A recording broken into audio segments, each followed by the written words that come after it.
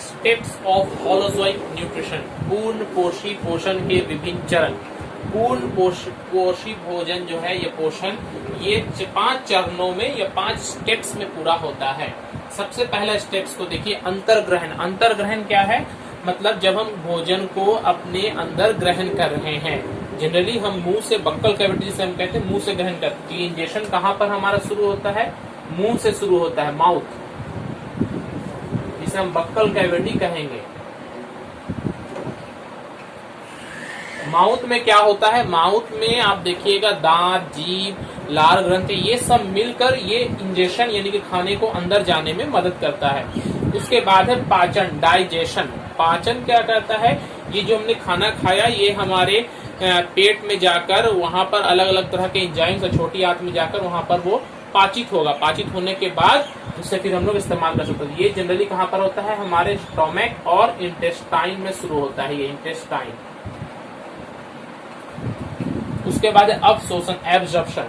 पाचन के बाद जो भोज्य पदार्थ हमें प्राप्त हुए, पाचन के बाद क्या प्राप्त होते हैं? जनरली ग्लूकोज, फैट्स, प्रोटीन्स, ये सब, ये हमारे छोटी आंत से वो रक्त के द्वारा शोषित कर ले जाते हैं। तो जो रक्त के द्वारा जो शोषित होता है उससे हम लोग क्या कहते हैं? अवशोषण। इसमें क्या है? ब्लड जो है वो इंटेस्टाइन से एब्जॉर्ब कर रहा है फूड्स के जो छोटे छोटे पार्टिकल्स हो गए, मतलब खाने को नहीं, उनसे जो हमने कार्बोहाइड्रेट्स, फैट्स या प्रोटीन निकाला उसे वो अवशोषित कर रहा है। स्वांगीकरण। स्वांगीकरण का, एसिमिलेशन का मतलब है कि ये जो ब्लड जो खाद्य पदार्थों को जो शोषित कर लिया, अब वो शरीर के अलग अलग भागों में इसे पहुंचाएगा। तो रक्त के द्वारा जब वो शरीर के विभिन्न भागों में पहुंचता है, अलग अलग कोशिकाओं तक पहुंचता है, तो उसे हम लोग कहते हैं स्वांगीकरण। लास्ट है बहिष्करण। पाचन के बाद जो पदार्थ बच गए, मतलब जिसका इस्तेमाल नहीं कर पाया हमारा शरीर, वो शरीर से बाहर निकल जाता है मल के द्वारा, जिसे हम बहिष्करण या इजेशन कहते हैं। ओके,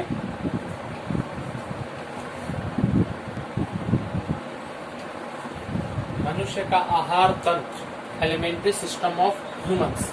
देखिए एक चित्र बनाया गया है, डायग्राम को ध्यान से देखिए।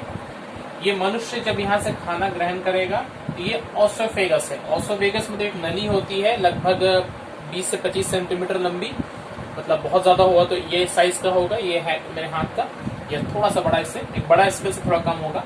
ये ओसोफेगस है। ये ओसोफेगस के द्वारा जो हम खाना खाते हैं, ये नली है, इसका कोई काम नहीं, ये बस संकुचित और प्रसारित होती है। ये खाने को नीचे धकेलने में मदद करती है, ऐसे दब दब कर, तो ये खाने को नीचे भेजेगी। ये है मेन स्टोमक, जो हम जिसे अमाशय हम लोग कहते हैं। ये अमाशय से होकर ये छोटी आंत में जाएगी। ये देखिए अंदर में छोटी आंत है हमारा, ये छोटी आंत कहीं ना यहाँ पर से ये जुड़ा हुआ है बड़ी आंत से, लार्ज इंटेस्टाइन। देखिए लार्ज इंटेस्टाइन मोटा करके दिखाया गया है, और लार्ज इंटेस्टाइन एक सिरा जो है अपेंडिक्स कहलाता है, और एक जहां से इजेशन यानी कि बाहरी मल द्वारा हम मल त्याग करते हैं उसे हम लोग क्या कहेंगे? एनस है। यहाँ पर देखिए 2 ग्लैंड मैंने बनाया है जो कि हम पाचन ग्रंथियों के नाम से जाना जाता है, लीवर है और पैनक्रियाज, ये पत्ते का शेप में होता है। तो आइए इसी को डिटेल्स में हम लोग पढ़ लेते हैं। सबसे पहले मनुष्य का आहार तंत्र शुरू होता है मुख गुहा से या माउथ से। मुख गुहा में जब हम खाना को ग्रहण करते हैं तो दांत उसे क्या करता है? उसे चबाने का मदद करता है, छोटे छोटे पीसेस करने का, और जीभ भी उसे मिलाने के लिए काम में आती है। यहाँ पर एक चीज होता है सैलिवरी ग्लैंड्स, लार ग्रंथियां।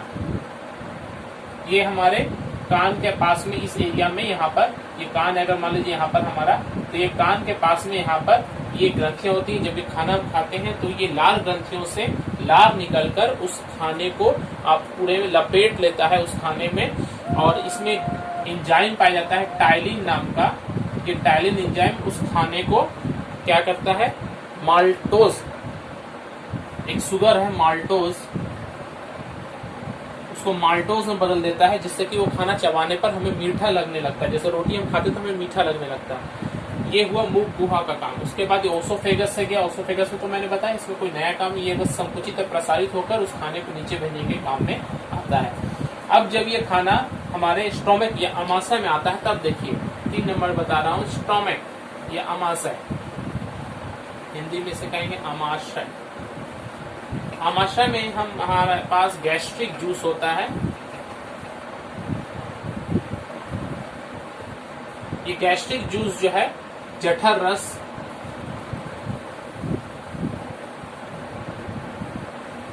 जठर रस क्या है, इसमें असल में HCl अम्ल पाया जाता है, हाइड्रोक्लोरिक अम्ल। ये बहुत ही पावरफुल अम्ल है, ये हमारे पेट में उस खाने को अम्लीय बना देता है, ताकि वो खाना जब तक पेट में रहे तो वो सड़े नहीं। तो ये HCl का काम वही है। और HCl एक और इस जठर रस में एक एंजाइम होता है पेप्सिनोजेन। इस पेप्सिनोजेन को एक्टिव करके पेप्सिन बना देता है। क्या बना देता है? पेप्सिन। और ये पेप्सिन इस खाने को पाचन करने में सहायता करती है। और यहाँ पर देखिए अमाशय के पास में लीवर है और पैनक्रियास है। ये लीवर जो है ये बाइल नाम का, ये पित्त जो निकालता है लीवर, बाइल, ये बाइल जूस ये क्षारीय होता है, जो खाना को जो अम्लीय हो चुका था उसे क्षारीय बनाने के काम में आता है। ये पित्त यहाँ से निकलकर पेट में जाता है और ये पैनक्रियास से भी जो एंजाइम्स वो निकलकर उस भोजन को पाचन करने में सहायता करते हैं। अब ये आता है छोटी आंत में, स्मॉल इंटेस्टाइन।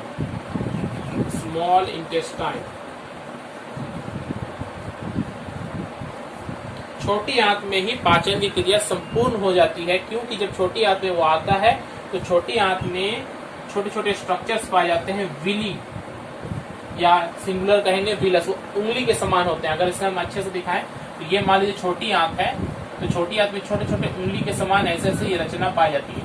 ये उस भोज्य पदार्थ में से जो पाचित भोज्य पदार्थ है, जैसे कि ग्लूकोज, कार्बोहाइड्रेट और प्रोटीन्स, फैट्स, इन सबको ये शोषण करके और उसके बाद इसमें ब्लड वेसल्स होते हैं, ब्लड को वो प्रदान कर देता है, ब्लड वो हमारे शरीर में पूरा लेके जाता है। तो यहाँ से अवशोषण की क्रिया, जो एब्जॉर्प्शन हमने पढ़ा था, छोटी आंत में ही होता है। पाचन होने की क्रिया संपूर्ण होती है और यहाँ पर ही अवशोषण होता है, उन भोज्य पदार्थों का रक्त में अवशोषित हो जाता है।